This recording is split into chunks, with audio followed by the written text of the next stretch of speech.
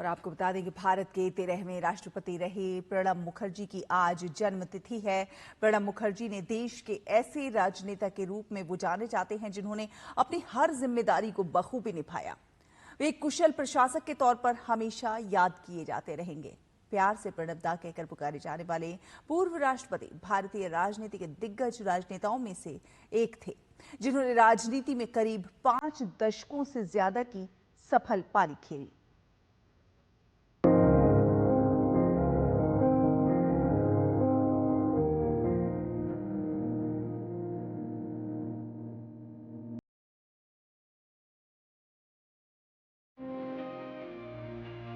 एक छोटे से क्लर्क से देश के राष्ट्रपति पद तक का सफर तय करने वाले प्रणब मुखर्जी भारत के सबसे प्रमुख और प्रभावशाली नेताओं में से एक थे। भारत रत्न से सम्मानित प्रणब मुखर्जी का जन्म 11 दिसंबर 1935 को बंगाल के वीरभूम में एक बंगाली ब्राह्मण परिवार में हुआ था। प्रणब मुखर्जी ने इतिहास और राजनीति विज्ञान में स्नातकोत्तर की डिग्री कलकत्ता विश्वविद्यालय से हासिल की थी। उन्होंने कानून की पढ़ाई भी की थी। प्रणब मुखर्जी के राजनीतिक जीवन की शुरुआत 1969 में हुई, जब उन्होंने मिदनापुर उपचुनाव अभियान में हिस्सा लिया। बाद में वे कांग्रेस पार्टी में शामिल हो गए। राजनीति में उनकी मेहनत रंग लाई। 1969 में सिर्फ 35 साल की उम्र में वो राज्यसभा के सदस्य बन गए। इसके बाद 1975, 1981, 1993 और 1999 में राज्यसभा के सदस्य चुने गए। इस तरह से वे 5 बार राज्यसभा के सदस्य रहे। प्रणब मुखर्जी ने राष्ट्रीय राजनीति में अपनी एक अलग पहचान बनाई। साल 1979 में वे राज्यसभा में कांग्रेस के उपनेता बने और 1980 में सदन के नेता नियुक्त किए गए। प्रणब दा ने 1982 से 1984 तक वित्त मंत्री के रूप में देश की आर्थिक स्थिति को मजबूत करने की दिशा में काम किया, लेकिन 1984 में इंदिरा गांधी की हत्या के बाद कांग्रेस से मतभेद के कारण उन्होंने कांग्रेस पार्टी छोड़ दी और 1986 में अपनी पार्टी राष्ट्रीय समाजवादी कांग्रेस का गठन किया। हालांकि कांग्रेस से उनकी दूरी ज्यादा दिनों तक नहीं रही और 1989 में उन्होंने अपनी पार्टी का विलय कांग्रेस में कर दिया। 1991 में पीवी नरसिम्हा राव ने उन्हें योजना आयोग का उपाध्यक्ष नियुक्त किया। 1995 में उन्हें कैबिनेट में शामिल करते हुए विदेश मंत्री बनाया गया।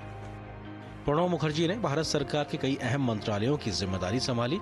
2004 में यूपीए 1 के दौरान मनमोहन सिंह सरकार में वे रक्षा मंत्री रहे। 2006 से 2009 तक वे दूसरी बार भारत के विदेश मंत्री रहे।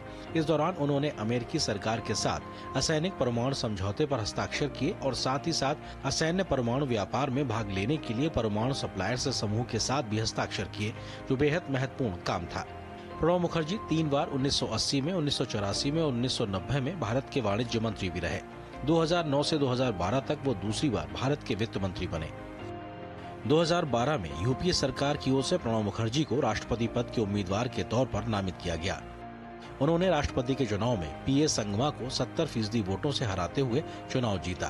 प्रणब मुखर्जी ने 25 जुलाई 2012 को भारत के 13वें राष्ट्रपति के रूप में शपथ ली। प्रणब मुखर्जी ने राष्ट्रपति के पास आने वाली दया याचिकाओं में से 7 याचिकाओं को रद्द किया था, जिनमें आतंकवादी अजमल कसाब की फांसी की सजा को माफ करने की याचिका भी थी। प्रणब मुखर्जी एक प्रसिद्ध लेखक भी थे। 1997 में सर्वश्रेष्ठ सांसद के पुरस्कार से सम्मानित प्रणब मुखर्जी को कई राष्ट्रीय और अंतर्राष्ट्रीय सम्मानों से नवाजा गया, जिसमें 2008 में पद्म विभूषण भी शामिल है। 8 अगस्त 2019 को राष्ट्रपति रामनाथ कोविंद ने देश के पूर्व राष्ट्रपति प्रणब मुखर्जी को भारत रत्न से सम्मानित किया। प्रणब मुखर्जी की अनेक उपलब्धि आने वाली पीढ़ियों के लिए हमेशा प्रेरणा का स्रोत रहेंगी।